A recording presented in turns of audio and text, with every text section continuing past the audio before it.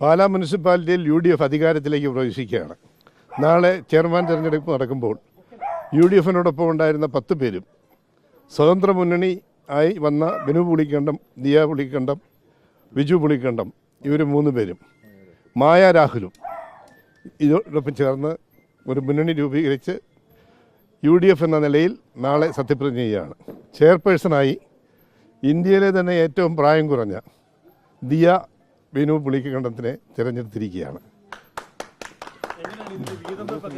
അങ്ങനെ പറഞ്ഞോട്ടെ, ആദ്യമേ ചെയർമാൻ ഷാളിടുന്നതിന് കുഴപ്പമില്ല.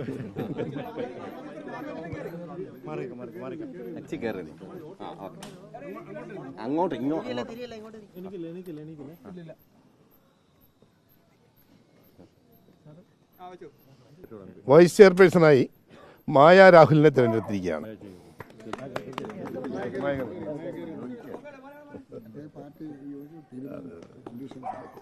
ഇതാണ് പാർട്ടിയുടെ തീരുമാനം, UDFിന്റെ തീരുമാനം.